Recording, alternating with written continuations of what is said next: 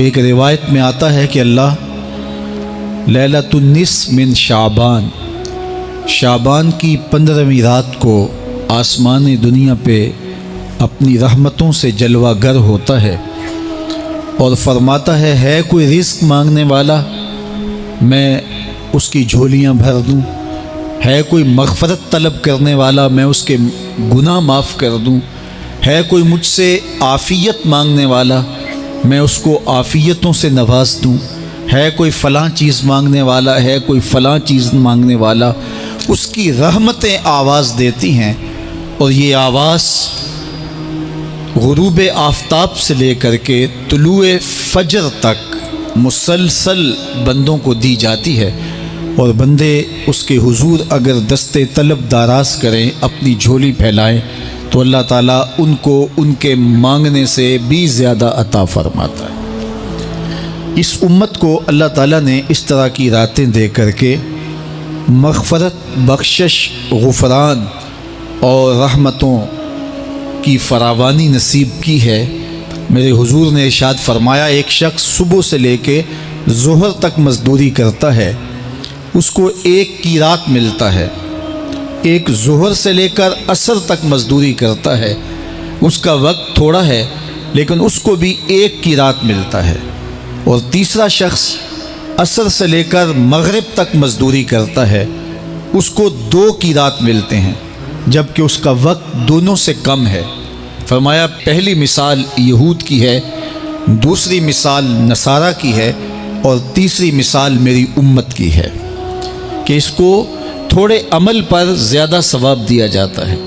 تو یہود اور نصارہ نے اس پہ برا منایا، تو حضور علیہ السلام نے فرمایا کہ اللہ نے ان کے اجر میں تو کمی نہیں کی لیکن مسلمانوں کو زیادہ اجر دے دیا، تو یہ اس کی کرم نوازی ہے۔ تو یہ تھوڑے وقت کی عبادتیں اور چند راتوں کی بیداری اور مخصوص اوقات میں اللہ کے حضور عبادت و ریاضت ایک گناہ گار کو کہاں سے کہاں تک پہنچا دیتی ہے، اس کے گناہوں کی معافی کا ذریعہ بھی بنتی ہے اور درجات کی بلندی کا سبب بھی۔ آج کی بابرکت شب نور، شب برات کے نام سے معروف اور مشہور ہے۔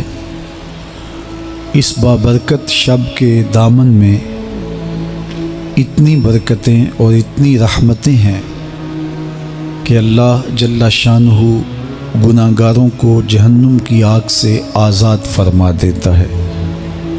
ام المومنین سیدہ طیبہ طاہرہ سیدہ عائشہ صدیقہ رضی اللہ تعالی عنہا فرماتی ہیں، ایک دن میں دیکھا کہ حضور میرے حجرہ میں نہیں ہیں، تو میں حضور کو تلاش کرنے نکلی۔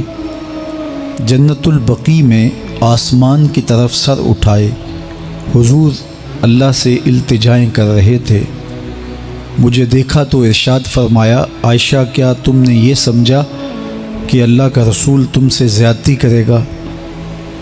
فرماتی ہیں میں نے عرض کی، یا رسول اللہ صلی اللہ علیہ وسلم، میں یہ سمجھا شاید آپ کسی زوجائے محترمہ کے حجرہ میں تشریف لے گئے ہیں۔ فرمایا آج لیلۃ النصف من شعبان کی 15ویں رات ہے، درمیانی شب ہے۔ اس رات کو اللہ تعالی جل شانہ آسمان دنیا پہ نزول اجلال فرماتا ہے اور قبیلہ بنو کلب کی بکریوں کے بالوں سے زیادہ لوگوں کو جہنم کی آگ سے آزاد کر دیتا ہے۔ قبیلہ بنو کلب عرب کا بہت بڑا قبیلہ تھا جو بھیڑ بکریاں پالتے تھے، اور لاکھوں کی تعداد میں ان کی بکریوں اور بھیڑوں کے ریوڑ تھے۔ تو اس قبیلے کی بکریوں کے بالوں سے بھی زیادہ گناہ گاروں کو جہنم کی آگ سے آزاد کر دیا جاتا ہے۔ تو یہ وہ بابرکت شب رحمت ہے، شب نور ہے، جس کے دامن میں اتنی برکتیں ہیں کہ کوئی محروم نہیں رہتا۔ صرف وہ بد نصیب لوگ جو شرک میں مبتلا ہیں، جو سخت کینہ پرور ہیں، جو قطع رحمی کرتے ہیں، قاتل ہیں، عادی شرابی یا بدکار ہیں، انہیں اس مبارک رات میں محروم رکھا جاتا ہے، ورنہ اللہ کی رحمتوں کا عموم اس بابرکت راتوں میں اس قدر ہوتا ہے کہ کوئی گناہ گار جو اس کے حضور ہاتھ دعا کے لیے اٹھاتا ہے اور اپنا دامن پھیلا کے اس کی رحمتیں مانگتا ہے، اسے محروم نہیں رکھا جاتا، بلکہ اللہ سب گناہ گاروں کو جہنم کی آگ سے آزاد کر دیتا ہے۔ دیکھیے، لیلۃ القدر ایک رات 1000 مہینے کی عبادتوں سے بہتر قرار پاتی ہے۔ اسی طرح دیگر مواقع ہیں کہ اللہ تعالیٰ اس امت کے لیے رکھے ہیں، رحمت رب بہانہ می طلب، اور یوں بھی پڑھا گیا رحمت رب بہانہ می طلب۔ اس کی رحمتیں قیمت نہیں مانگتی اور اس کی رحمتیں بہانہ تلاش کرتی ہیں، تو وہ اپنے بندوں کو بخشنے پہ آمادہ ہے اگر وہ اپنا دامن طلب پھیلائیں۔ قرآن مجید میں ایک مقام دیکھیے کتنا دل آویز ہے، فرمایا ما یفعل اللہ بعذابکم، اللہ تمہیں عذاب دے کے کیا کرے گا؟ اس کی یہ چاہت نہیں ہے کہ تمہیں عذاب میں مبتلا کرے، اس کی چاہت یہ ہے کہ تم اس کی چوکھٹ پہ آؤ، جھولی پھیلاؤ، اس سے خیرات اور رحمت مانگو، اور وہ تمہارے ماضی کے سارے گناہ معاف کر کے، ساری غلطیاں معاف کر کے تمہیں اپنی رحمتوں سے مالا مال فرما دے۔ تو وہ بندوں کو بخشنے پہ، بندوں کی مغفرت کرنے پہ آمادہ ہے اور اس کی رحمتیں بہانے تلاش کرتی ہیں۔ اللہ اکبر۔ اور دوسری جانب اس کے بندے، اس کے مملوک، اس کی مخلوق، اور مخلوق کی گناہ گار اور نیکوکار اس کی رحمتوں کے طالب ہوتے ہیں، بلکہ وہ گناہ کرنے کے بعد جب معافی مانگتے ہیں تو اللہ کو یہ معافی بہت پسند ہے۔ معافی مانگنا، اس کے حضور اپنے دامن کو پھیلانا، وہ اس کو بہت زیادہ محبوب ہے۔ انسان کی فطرت کے اندر گناہ رکھا گیا ہے۔ آگ، ہوا، مٹی، پانی، یہ ان 4 چیزوں کا مرکب ہے۔ اس کے جو عناصر ہیں اس میں کبھی اعتدال قائم نہیں رہتا اور اس سے گناہ سرزد ہو جاتے ہیں۔ گناہ کرنے کے بعد بندے کا اس گناہ پہ اصرار کرنا، اڑ جانا، ضد کرنا، توبہ نہ کرنا اللہ کو یہ پسند نہیں، لیکن اگر اس سے گناہ سرزد ہو جائے تو پھر وہ توبہ کر لے تو اللہ کو یہ بہت زیادہ پسند ہے۔ جو اس سے ہو سکے نیکی وہ اللہ کے حضور پیش کرے، لیکن اس کے اندر جو شر رکھی گئی ہے، اس کے اندر جو قوتیں گناہ کی رکھی گئی ہیں، اس سے اگر اس سے گناہ سرزد ہو جائے تو پھر وہ اللہ سے توبہ کرے، اللہ کی طرف رجوع کرے، تو اللہ اس کی توبہ کو نہ صرف قبول کرتا ہے بلکہ اس کے گناہوں کو معاف کرتا ہے اور گناہوں کو بدل کے نیکیوں میں تبدیل کر دیتا ہے۔ جب گناہ نیکیوں میں تبدیل ہو گئے تو جتنا بڑا گناہ گار تھا اتنا بڑا نیکوکار ہو گیا۔ حضرت سیدنا عمر رضی اللہ تعالیٰ عنہ بازار میں جا رہے تھے تو ایک شرابی نے ہاتھ میں بوتل پکڑی تھی شراب کی، تو حضرت عمر ہاتھ میں درہ رکھتے تھے اور آپ کا جاہ و جلال دیدنیت ہوتا، تو جو ہی حضرت عمر رضی اللہ تعالیٰ عنہ کو اس نے دیکھا تو ڈر گیا اور دل ہی دل میں کہا، اے اللہ آج عمر کے قہر سے بچا لے، میں تیری بارگاہ میں سچی توبہ کرتا ہوں، اور جلدی سے شراب کو بغل میں چھپا لیا۔ اتنے میں حضرت عمر سر پہ پہنچ گئے اور گرج کر کڑک کے کہا کہ یہ تیری بغل میں کیا ہے؟ چونکہ اس کو بوتل چھپاتے دیکھا تھا تو وہ ڈر گیا اور ڈرتے ڈرتے کہنے لگا، حضرت یہ سرکہ ہے۔ اب تھی تو شراب، لیکن ڈرتے ہوئے بولا، حضرت سرکہ ہے۔ تو حضرت عمر نے کہا، نکال۔ جب نکالا تو شراب نہیں تھی، واقعی سرکہ بن چکا تھا۔ تو جب اللہ کے حضور کوئی توبہ کرتا ہے، اللہ اس کے گناہوں کو بدل کے نیکیوں میں تبدیل کر دیتا ہے۔ حدیث پاک میں آتا ہے کہ قیامت کے دن اللہ ایک شخص کو کہے گا کہ اپنا نامہ اعمال پڑھ، تو وہ نامہ اعمال پڑھنے لگ جائے گا۔ تو نامہ اعمال کے اندر چھوٹے گناہ بھی ہوں گے، بڑے گناہ بھی ہوں گے، تو اللہ سے حیا کرتے ہوئے، شرم کرتے ہوئے وہ بڑے بڑے گناہوں کو چھوڑتا جائے گا اور چھوٹے چھوٹے گناہوں کو پڑھتا رہے گا۔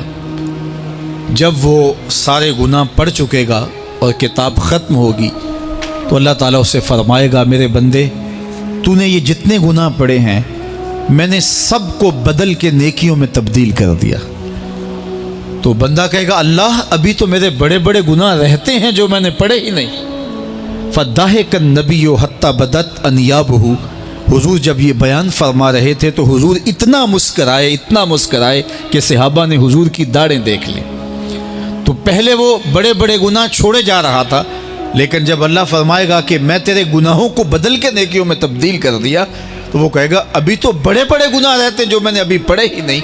تو جب کوئی بندہ اس کے حضور توبہ کرتا ہے، اللہ یہ نہیں دیکھتا اس نے گناہ کتنے کیے ہیں، یہ دیکھتا ہے بندہ آیا میری چوکھٹ پہ ہے تو اللہ اس کے پچھلے سارے گناہ معاف فرما دیتا ہے۔ اللہ اکبر۔ میرے اور آپ کے آقا و مولا نے اللہ کے حضور توبہ کرنے اور اس پر اللہ کی خوشی اور اللہ کی خوشنودی کا ذکر کرتے ہوئے ایک مثال بیان فرمائی کہ ایک شخص صحرا میں سفر کر رہا تھا تو وہ ایک درخت کے نیچے دوپہر کاٹنے کے لیے، سستانے کے لیے رک گیا اور درخت کے ساتھ اپنے اونٹ کو باندھ دیا اور خود لیٹ گیا تاکہ دوپہر کاٹ لوں۔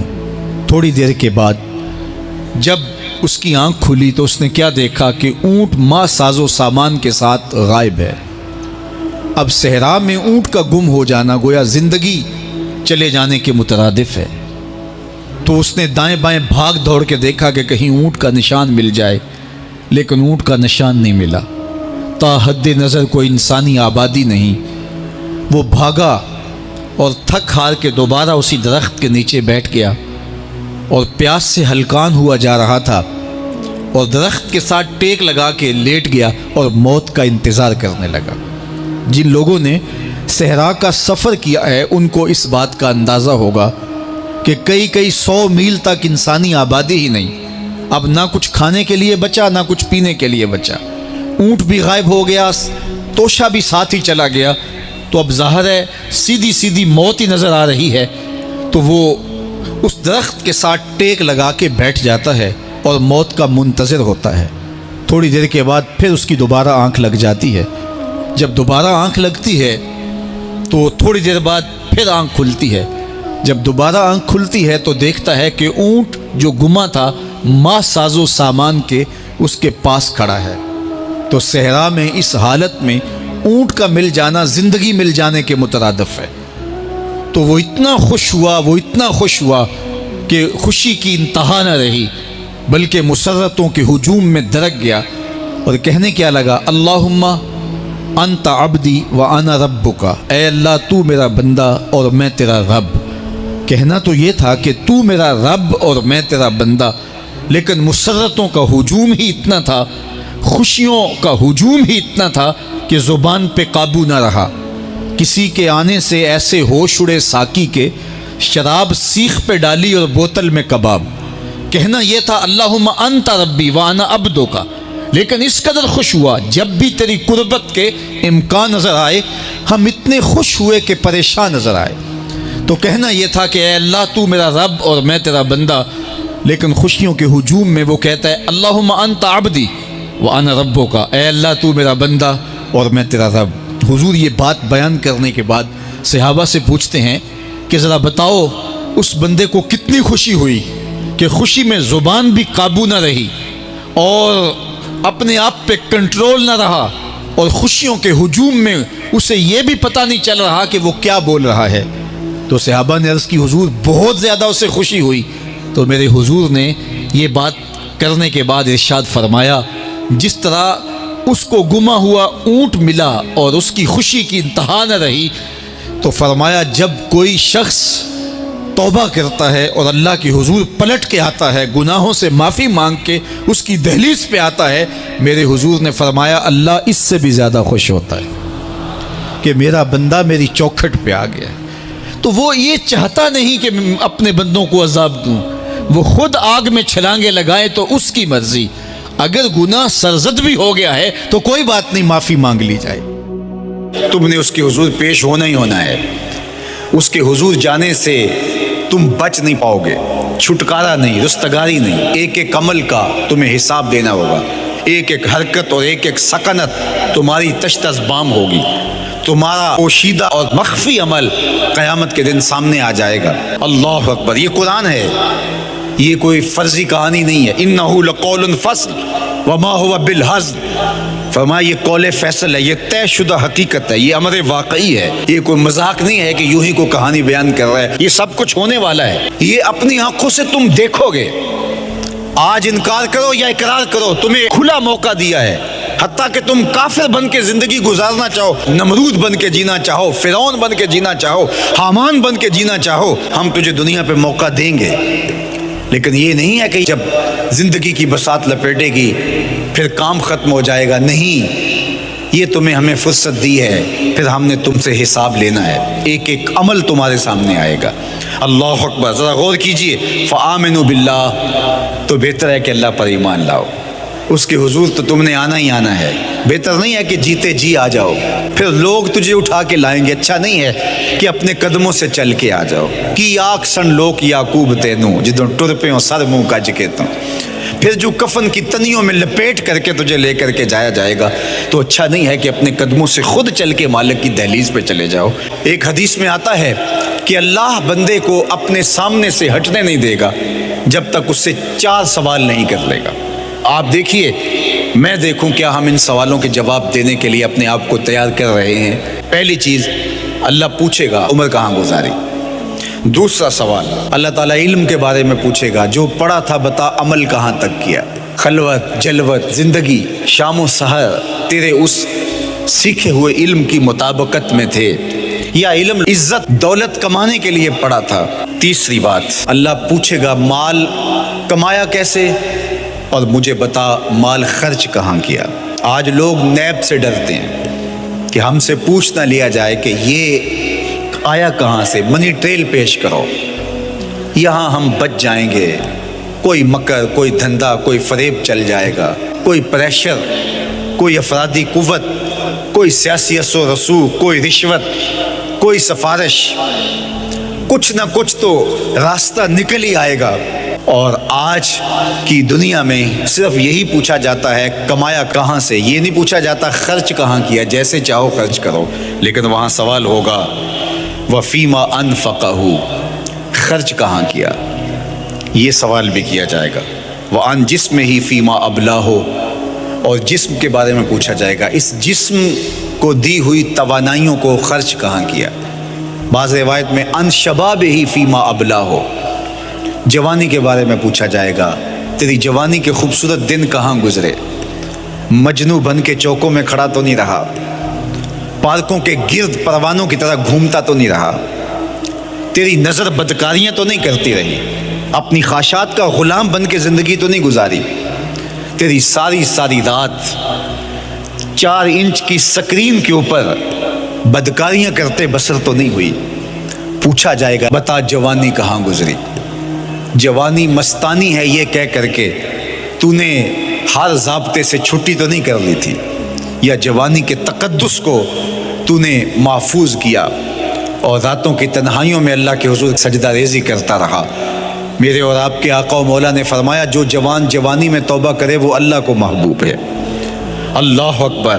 اور اللہ جن 7 لوگوں پر اپنے عرش کا سایہ کرے گا ان میں سے ایک شخص کا ذکر کرتے ہوئے فرمایا وَشَابٌ نَشَأَ فِي عِبَادَةِ اللَّهِ، وہ جوان جس کی جوانی اللہ کی عبادت میں گزری، قیامت کے دن جب کوئی سایہ نہیں ہوگا اللہ اسے اپنے عرش کا ٹھنڈا سایہ عطا فرمائے گا۔ میرے مخاطبین جو اس وقت میرے سامنے موجود ہیں بالمشافہ، اور پوری دنیا کے اندر جو اس وقت مجھے دیکھ رہے ہیں، ان میں زیادہ تر تعداد نوجوانوں کی ہے، تو میں آپ سب سے مخاطب ہوں اور آپ کو کہتا ہوں کہ یہ جوانی دوبارہ نہیں ملنی۔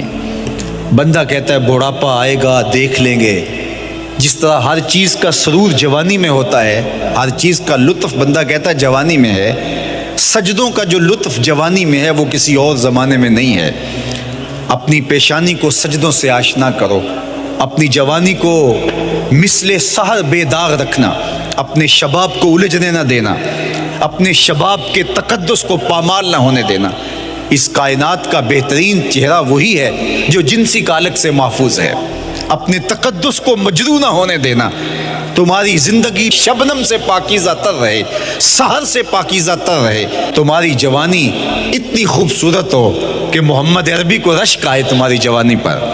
اپنی جوانی کو آوارگی میں بسر نہ کرنا، اپنی اس جوانی کو دین کے لیے وقف کرنا۔